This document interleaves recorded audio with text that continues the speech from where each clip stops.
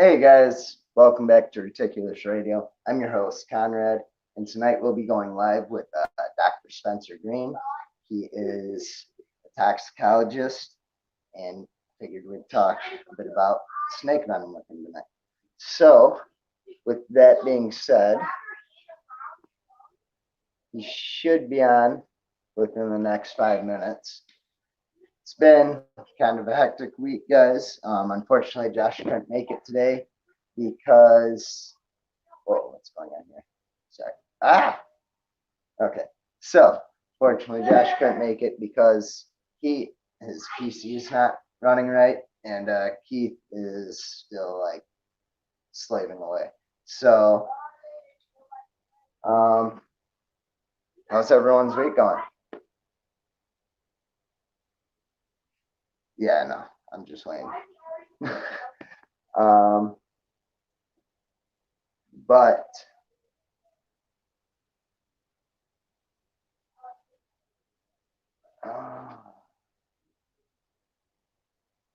yeah.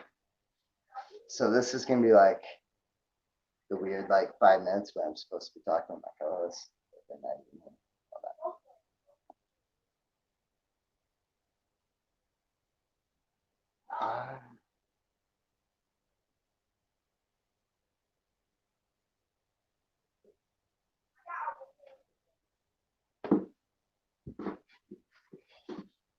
So what you guys want to see in future streams, make sure you guys comment down below any guests that you guys would like to see us interview, anything you guys would like to see us do. I'm all for new ideas, so it'd be great if you guys could help me out there. Other than that, I've just been working a lot as well, so I'm getting a lot done, stacking firewood for days on end. It's super cool. I recommend everyone try it out. Or don't, because it's really hot outside and don't need you guys dehydrating or something.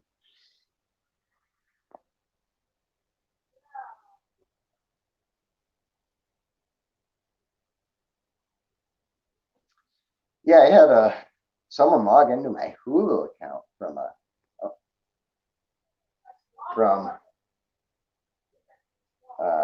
Russia. That was super cool.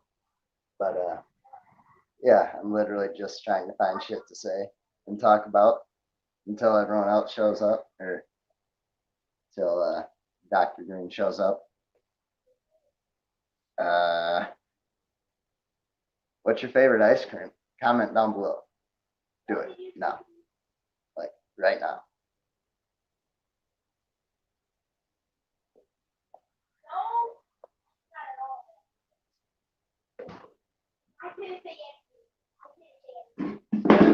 Oh shit. My bad. But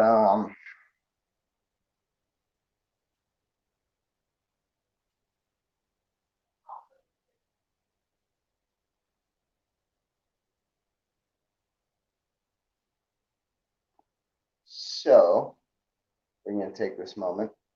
There's no one commenting. No one told me their favorite ice cream. So disappointing. All right.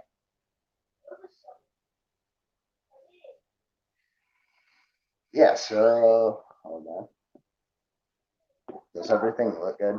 Can you guys hear me okay? I see we got one viewer.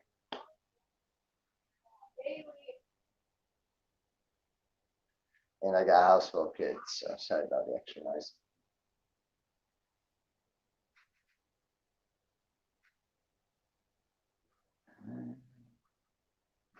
It's gonna be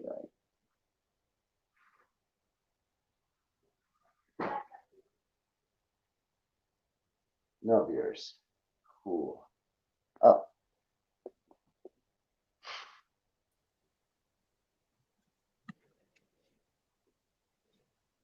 Hey, how's it going? Good. How are you? Pretty good. So, I thought my co-host would be on tonight, but he's having PC problems. He hasn't turned on in a while, so it's trying to update. It's not working well for him. Other than that, I figured I'd bring you on to kind of talk about Venom and toxicology. All right. I'm absolutely no expert in it, so I'm just trying to learn. But what made you want to become a toxicologist? So it's actually kind of a funny story. I was in EMS before medical school, so I knew I was going to go into emergency medicine. And for all but 6 hours of medical school, I knew I'd be doing emergency medicine. For 6 hours, I thought about anesthesiology. Um, and when I started residency, like in all three classes, I was really the only EMS guy. But shortly after residency began, I met our toxicologist, Donna Seeger, who at the time was president of the American Academy of Clinical Toxicology. And I realized she had this whole body of knowledge that most doctors just never learn. You know, I loved everything about it: the drugs, the substances of abuse, the occupational exposures, the envenomations, the plants, the mushrooms, everything. So I knew I was going to do tox after residency. And I had a choice. I could do a tox fellowship right away, or I could fulfill my military obligation because the Air Force paid for medical school. So I went on active duty and I was teaching tox for the Air Force. And when I got sent to Iraq, I had a lot of free time. I didn't have many patients. I was doing mostly administrative stuff. So I started studying the local fauna and I became kind of fascinated with the snakes and the scorpions. And I realized I wanted to do my fellowship in a place that's specialized in snake bites. So I went to Phoenix, Banner Good Sam, and they historically treat the most or the second most bites in the country every year. And that's what I've been doing ever since. All right. Did you really enjoy it? Like, I mean, I guess it's hard to. That's that's not what I meant. I guess like you probably don't enjoy knowing someone got bit by a snake, but No, I mean, obviously, I don't want people to suffer usually. Although I will say, in almost every human snake interaction, I'm kind of rooting for the snake, but I'll still take great care of the patient. But I mean, I love it. You know, for 5.5 years, I was on call literally every single day, 24/7 for 5.5 years straight, because I want to be there not only for the snake bites, but for the overdoses and stuff, but particularly the snake bites. And if I had all the money in the world, I'd still take call a few times a week for snake bites. well, yeah. So what kind of schooling does that look like for anyone who's interested? All right. So, you know, to do what I do, you need the 4 years of college, 4 years of medical school.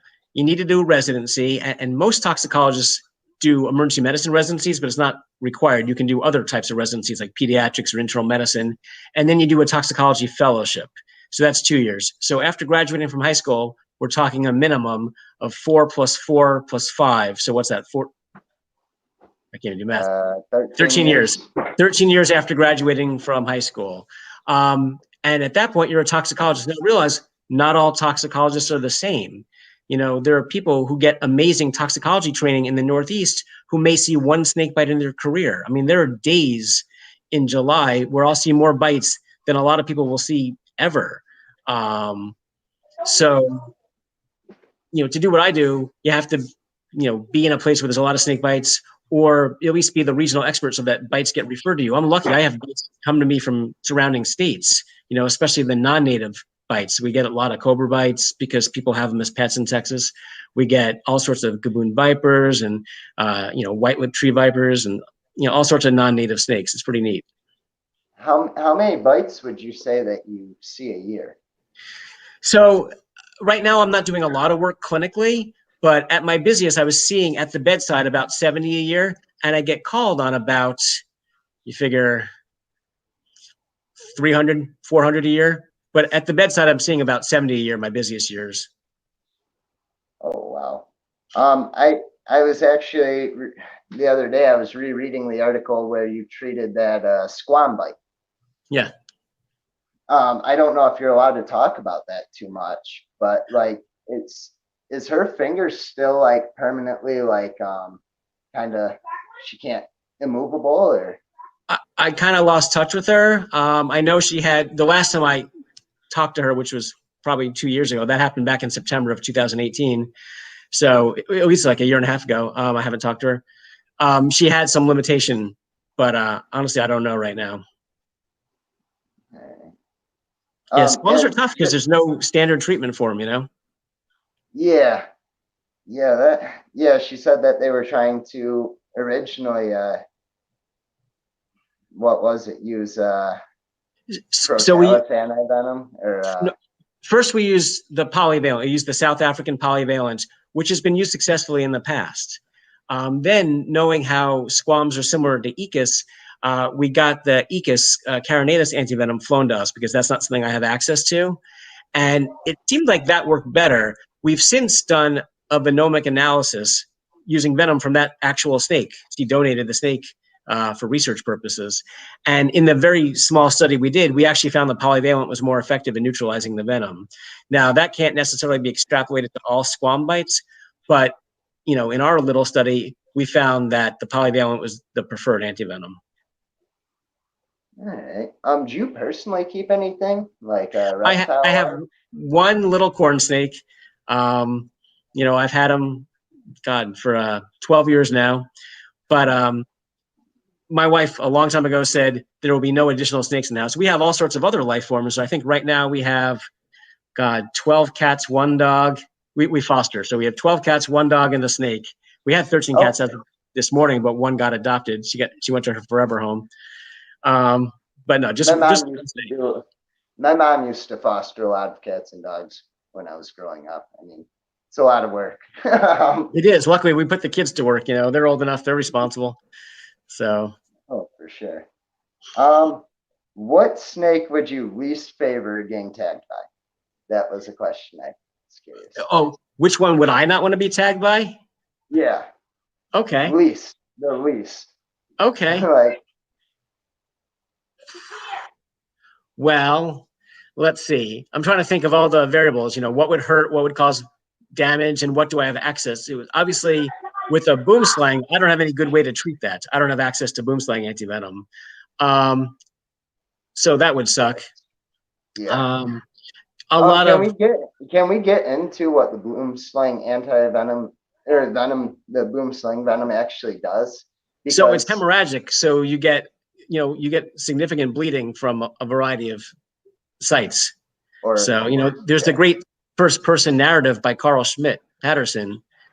I think that's his name, who described his envenomation before he died from it. ugh, So, but rattlesnake bites hurt a lot, and they cause tissue damage. Coral snake bites, at least in Texas, are very painful, but they don't cause tissue damage. So, do I want something that's painful or really painful, and something that's going to cause damage or not? So I don't know. it'd be It's just a really matter of tough time. too. It's No, a no matter of one time. wants. What's that? Not many people. Not many people want to be bitten by a venomous snake besides like Tim Freed and. Yeah, I don't want to, but it'll probably happen at some points because even though when I go looking for snakes, I'm careful. I also have a big blind spot, so I could easily be right near a snake and not see it. Oh man, that's unfortunate. So, Um, but if it so ever happens, everyone I, will know. I guess on that aspect, what's your thoughts about Tim Freed's self envenomations, where he's trying to grow up a tolerance? Because I watched him take a black mamba bite. So I don't know him personally, but I run the Houston Venom Conference every year. This is the first year we couldn't do it because of the pandemic. And our keynote speaker, Michelle Rua, who was my program director when I was in Phoenix, she gave a talk on self-immunization. And to this point, there are no good objective studies showing that it actually works. And there are people who have professed to have success with it. It turns out they were getting calluses at the bite site so that subsequent bites didn't result in actual envenomation. I'm not familiar with this case, so I can't speak intelligently about it. But in anything that's been published, there's no evidence that it works. And if you think, and so I have a degree in immunology as well, that's my graduate degree. If you think about it, it kind of makes sense. We don't generate a good immune response to venoms generally. Because we're not exposed to the venom components for long enough. So to be able to generate antibodies or even cell-mediated immunity in response to a subsequent envenomation would be highly unlikely. So I think Right. at this point, there are no good studies showing it's effective. It'd be great if it were effective, but at this point, we don't have anything that proves it. Right. In other words, don't try self No. envenomation at home. No, Or I you mean, it's might good for just business. end up at Dr. Spencer Greene's bedside. Or he might end up at your bedside. So, Yeah. um, someone commented, one of my buddies, he said he was almost bit by a copperhead earlier today. He almost stepped on it. He says, "Do you Okay. see many fatal copperhead bites?" So no, I've never personally seen a fatal one. You know, my co-authors and I were actually writing a manuscript on fatal snake bites in the U.S. going back to 1988, and there have actually been 6 fatal copperhead bites. So, which is nothing compared to the 80 whatever rattlesnake bites, especially considering how prevalent they are. Because you know, copperheads account for the plurality, if not the majority, of envenomations in the U.S., but a tiny, tiny percentage of the fatal envenomations, because on average their bites aren't that bad. But what it reminds us is that any pit viper bite has the potential to be mild, moderate, serious, or even fatal. You know, I hate when people minimize the significance of copperheads because death is a possibility. Long-term disability and disfigurement is a possibility. And to put the numbers in perspective, there were 6 fatal copperhead bites. There were only 2 cottonmouth, although one just happened. There's another one just a few weeks ago. We didn't include that in our study. And there was only one from a coral snake, from an eastern coral snake in 2006. There's never been a documented death from a Texas coral snake. And to my knowledge, there's never been one from the Arizona coral snake. So, but and one thing, since we're on the topic, you'll hear a lot of people say, "Oh, well, copperheads can only kill you if you have an allergic reaction," and that's completely untrue. You know, anaphylaxis and severe envenomations share some similar features. You know, the low blood pressure, the airway swelling, but the mechanism is different. You know, for true anaphylaxis, you have to be sensitized to it, and you have to have IgE antibodies. A severe envenomation can cause the same effects from a different mechanism, and the treatment's different. But it bugs me when people say, "Oh, it's only anaphylaxis." That's not true. You know, I have limited knowledge of 3 of the cases, 3 of the 6 fatalities, and there was nothing to suggest anaphylaxis. It was just severe envenomation. You froze. Hmm.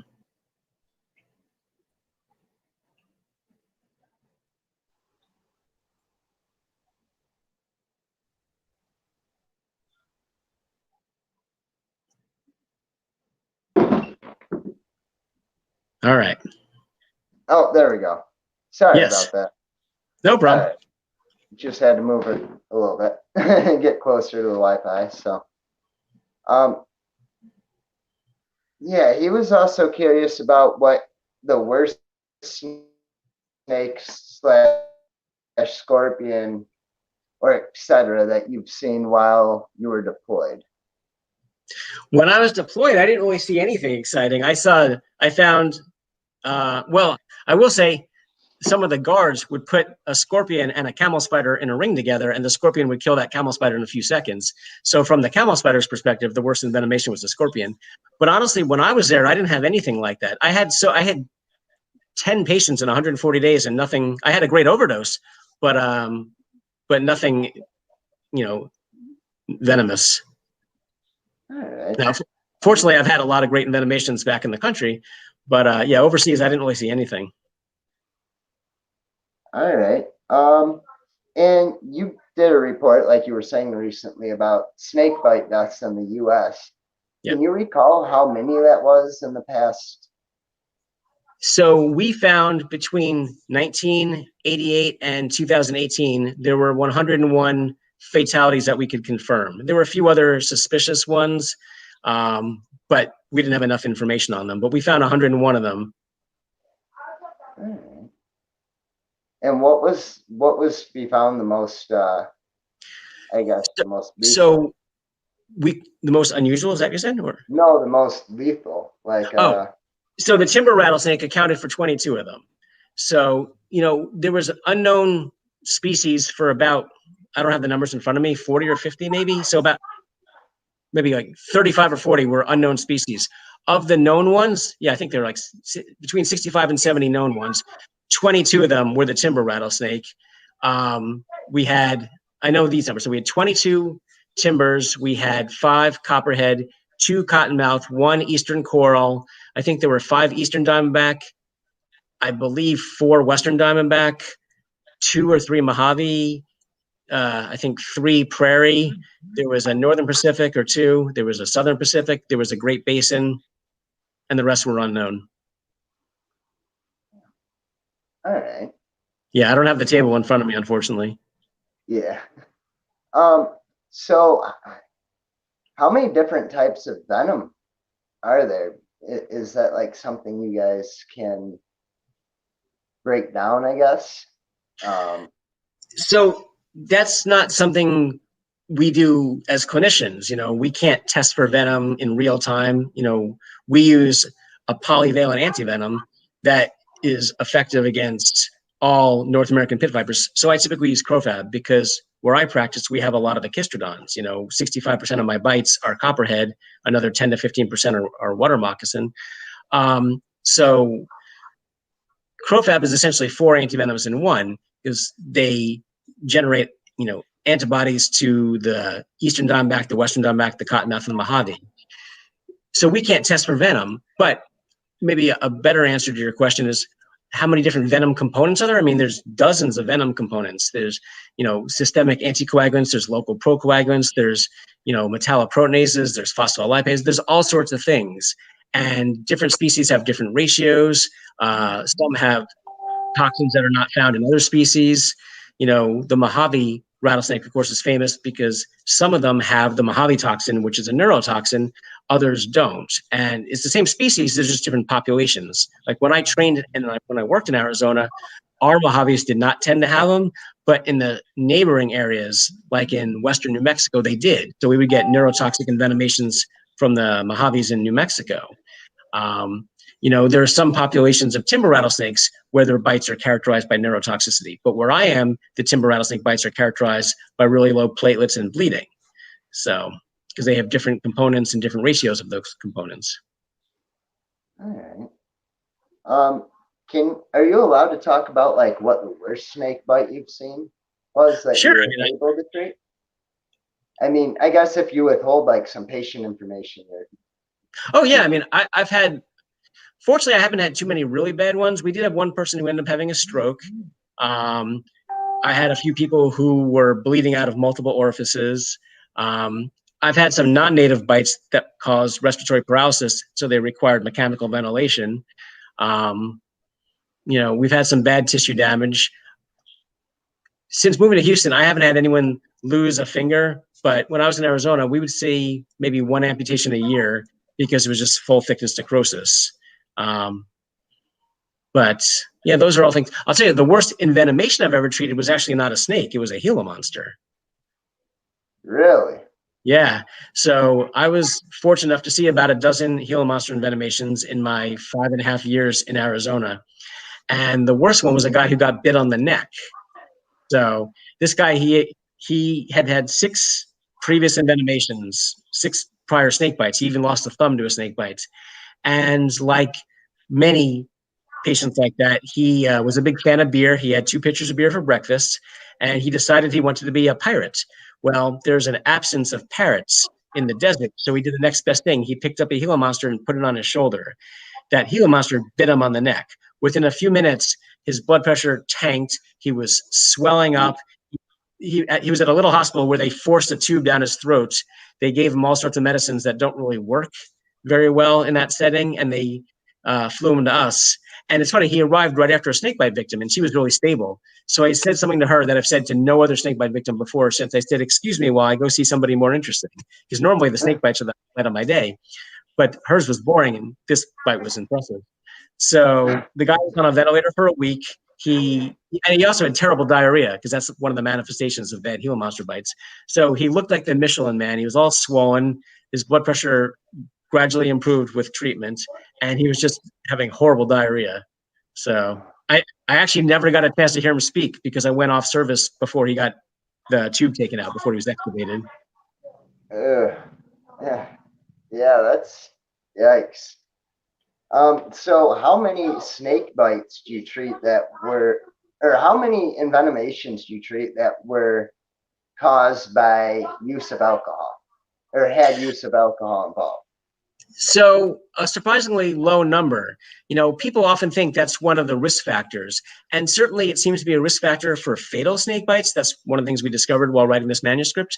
But there was a great paper written by the folks in UT Southwestern in Dallas, and they reviewed all the poison center data. Like less than 1% of all envenomations involved alcohol or drugs. In my experience, especially in Texas, where we have so many copperhead bites, alcohol is really not commonly involved. Most of the bites are because people don't see the snake. They're not intentionally interacting with the snake. They just don't see it. And they step on it or step near it, they put their hand in a bush and they get bitten. There are a few, and certainly private keepers, there's a higher percentage that involve alcohol. I probably get called about captive bites, I don't know, 30 times a year, and I see a few of them at the bedside. And I'd say alcohol is involved in at least a quarter of those. So, which is a much higher percentage than the ones I see that happen in the wild. But yeah, far and away, alcohol is not involved with most bites. We joke about it as being one of the 12 or 13 T's of risk factors, but honestly, it's not something we see very often. Oh, wow. So you keep mentioning these 12 or 13 T's of risk factor. You want to Yes. go over those? So they're not true. We always joke about it, but the data don't actually support them. But historically, we joked that the risk factors for snakebite include testosterone. And males, okay, that one actually is a risk factor to some extent. So testosterone, 20-something, although I can tell you in our paper, the average age of the fatal bites, it was 40 years old. Tobacco, we always joke truck, tequila, tank top, sometimes we'll joke about taxpayer dependence, meaning they live in a trailer park. Teasing the snake, although most bites happen unintentionally, when you intentionally mess with a snake, that certainly increases your risk. So most bites don't happen when you're intentionally engaging with the snake, but if you do, that's going to increase your likelihood of getting bitten. What other T's are there? Toothlessness, tattoos. Some people simplify by talking about the tooth to tattoo ratio. That's kind of a running joke. And we always say if your tooth to tattoo ratio is over 4, you're okay. So if you have 28 teeth and 2 tattoos, you're fine. But if you have 20 teeth and 40 tattoos, it's just a matter of time. And then, of course, sometimes we joke, if you have a snake-related tattoo, then it's just a matter of time before you get bitten. But as much as we joke about it, again, those aren't the real risk factors, other than maybe being male. Most of the time, it's unintentional. And a paper I co-authored a few years ago looking at the epidemiology of snake bites, we found that only 19% of bites happened when someone was intentionally messing with a snake. Most of the time, they just didn't see it. And in my own experience, that's true with copperheads. I have a friend who's a herpetologist. He squatted down to take a picture of a copperhead once, and he sat on another copperhead. Didn't even see it. The 2 times I've almost been bitten, well, one time was my fault. I was holding a snake I thought was dead.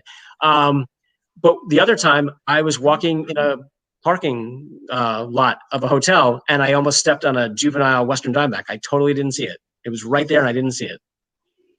Oh, wow. So, yeah, I haven't been envenomated yet, but that's one of the 2 times I almost was. The other time I was carrying a copperhead around. So are you a pretty avid herper then, or? I don't go as much as I like to, but time constraints and such. But I love going out. We went out last July and we went looking for copperheads. We found about 4 or 5 of them, and we found little decays. Yeah, I love going out there, and it's funny because it's a relatively new passion for me. I didn't even care about envenomations before 2006, and I didn't really get too excited about going out in the field until closer to 2012. So it's still a relatively new thing for me. But yeah, I love to go out when I can. All right. Are there any species, like lifer species, that you have that you want to see? Like, I love coral snakes. I love them. I love doing, clinically, I love treating them. I do a lot of research on coral snakes. I'm waiting for a paper we just wrote to get accepted for publication. And my kids find coral snakes whenever they go looking. And my friends find coral snakes. And I've never seen a coral snake in the wild. It's so frustrating. Yeah, so, I feel the frustration, man. I'm in Michigan, and I've been on the search for an Eastern Massasauga. I just want to get pictures. I've seen those because I used to practice in Ohio, and we actually had them on base, Wright-Patterson Air Force Base. Oh, so, really? Yeah, there was an area. I've heard once I finally see one, it's just gonna like blow my mind because they're, just smaller, rattlesnakes. So it's Yep. No, they're beautiful. But yeah, so I've never seen a coral, so I want to see a Texas coral. oh yeah, definitely understand that. Um, so I had another question, but just slipped my mind. Give me 1 second. Um, so I guess what if you were to travel abroad for herping? Like, Oh, I would love to go to Southeast Asia and see, a white-lipped tree viper. So Trimeresurus albolabris. Sometimes you'll hear it called Cryptolytrops albolabris. That's my favorite snake. I even have it on my phone. oh man, that's Nope. Nope, that's my camera. There we go. oh Yeah. man, yeah, No, they I definitely love are. white-lipped trees. They're definitely beautiful. Have you Yeah. ever thought about getting into owning venomous yourself, or? No, like I said, my wife has made it very clear that will never happen. And honestly, I don't have the skills or the time to take care of them, but mostly the skills. We have plenty of other animals. I don't want to put them at risk. I don't want to put myself and my family at risk. No, I love them. Plus, I consult with the Houston Zoo. I have access to cool looking snakes all the time without any of the work. Very true. Very true. So So what? Okay, so what's your stance on free handling? I see tons of people do it. I think it's good for business. I think it's a terrible idea. Snakes are very different from I mammals love like the cats honesty. or dogs.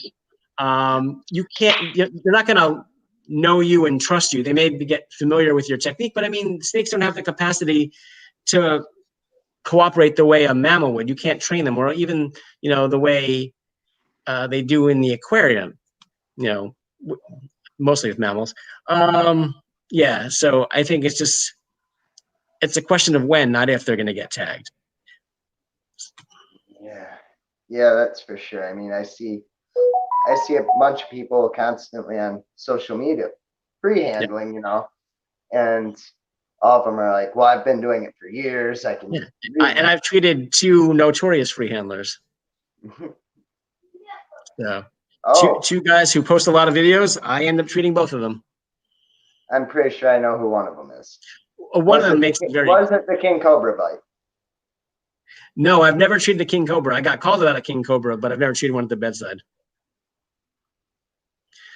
But I've treated a sidewinder bite, and I've treated a monocled cobra bite. All right. All right. I think I know who the sidewinder bite was for sure. He advertises a lot on social media. Yes, he does. But I'm not going to say it. No, there's a lot of jokes about it. All right. I know who that was. All right. But what was the monocled cobra bite like when you treated that? I'm trying to think. We had a rash in them for some reason. So that one, monocles have the potential for not only skeletal and respiratory muscle paralysis, but sometimes they can get pretty significant tissue damage. This one had minimal tissue damage, a little bit of swelling, but that's it. But I mean, he had respiratory paralysis, and he ended up on the ventilator. So he was fine the next day. That's kind of scary, though. I mean, and it was fast. So I think the bite happened at 6:30. I found out at about 7 o'clock. I'm sort of roughing, estimating the times, but the bite was at 6:30. I heard about 7:30. By 7:30, he was on the ventilator. And by 10:30 a.m., he was better. But now he got the antivenom around 9:30, 10 p.m. So, I mean, he got non-native antivenom within 3.5 hours of the bite. That's really impressive. It takes some people over a day to get the right antivenom, but luckily we have a good process where I work. Now, do you do studies involving like other countries' snake bites and death tolls there? Or so, I mean, I look at numbers, but I don't go out in the field.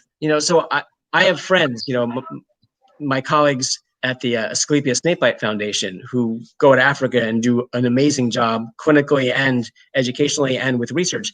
They actually go out in the field. For me, my idea of roughing it is like when the hotel has a limited room service menu. So I love non-native snakes, but I'm not going out there. Not because I don't want to see the snakes, it's because I don't want to deal with mosquitoes and, et cetera. Malaria and yeah. It doesn't Right. sound fun. So, I already spent my time in Iraq. That's enough for me. But I do study them. In fact, I'm collaborating with one of my students right now to write a big review article on Trimeresurus envenomations. So I'm fascinated by them. And I wrote a paper on Central and South American coral snake bites, but I don't go out in the field. All right. So would you say that they see way more deaths per year in most other countries? Yeah. I mean, Oh, yeah. Mortality is way higher in other countries because they don't have one of the things we really try to emphasize on a global scale, snake bites are a disease of poverty, lack of resources and lack of other employment opportunities so that people have to work in the fields and in places where snakes are endemic. So in the Indian subcontinent, in Southeast Asia, people are getting bitten way more and they don't have access to healthcare or, medication. So the mortality rate's way higher. The mortality rate here in the United States is way less than 1%, but you can see much higher numbers, 5, 10, 15, 20, 30% in other places. Okay. Yeah, I mean, is there anything else you wanted to talk about while you were on here? Because I think I'm running out of questions. All right. Yeah. So, so first, let me give a shout out to National Snakebite Support, the Facebook group that has toxicologists and envenomation specialists and veterinarians.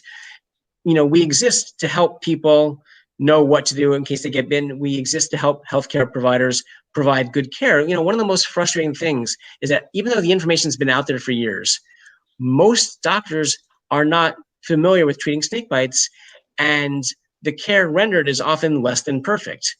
And all too often, it's less than acceptable.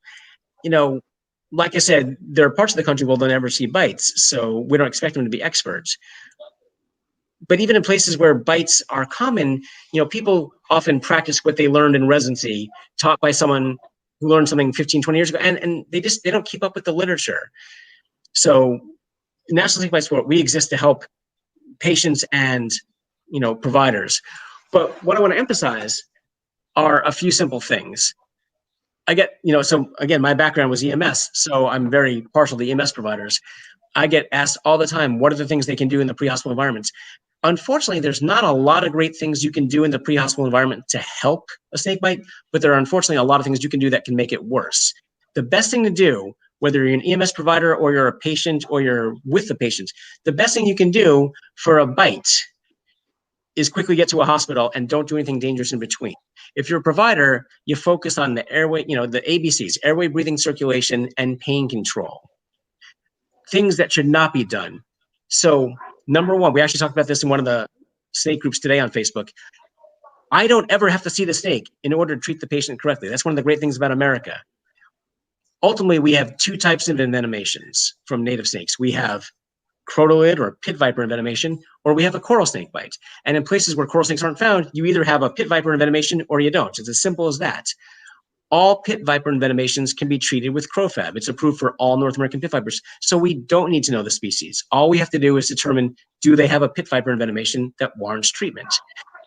And in places where coral snakes also exist, it's easy for anyone who knows anything about snake bites to distinguish a pit viper envenomation characterized by pain and swelling and bruising, plus or minus lab abnormalities, plus or minus systemic toxicity. It's easy to distinguish that from a coral snake bite, which is not going to cause bruising. It's not going to cause impressive swelling. It tends to cause a little more redness, but the thing that's characteristic of coral snakes is the neurotoxicity, which in Texas is primarily paresthesias, tingling, numbness, which are often really painful. And then sometimes more systemic neurotoxicity, weakness, trouble with double vision, opening their eyelids. The bites look nothing alike, so we don't need to know the species. So often, all too often, people want to bring the snake in.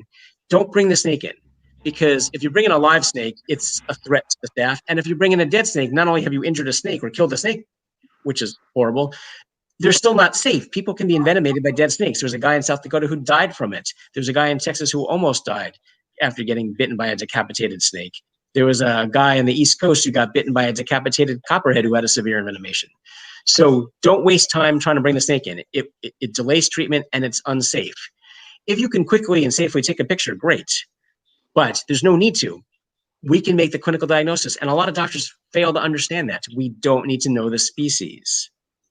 You know, people want to do some sort of interventions. They want to put a tourniquet on. Tourniquets we don't do. They are harmful. You know, tourniquets are great for life-threatening bleeding. When it comes to a snake bite, they're so much worse for the local damage, which is often the only thing we see in snake bites. No tourniquets. Similarly, while a lymphatic band or pressure immobilization, they aren't as bad as a tourniquet because they'll still allow some blood supply. They're still going to increase the local damage. And that's what we worry about primarily with pit viper bites. Not to mention, if you do it wrong, you can actually cause local damage and increase the systemic absorption of venom simultaneously. So don't do that. Just get them to the hospital quickly. At the hospital, again, patients often have to advocate for themselves if the doctor doesn't know what he or she is doing. There are some simple things. Antivenom is indicated for any systemic toxicity, for any hematologic lab abnormalities, or progressive or local findings.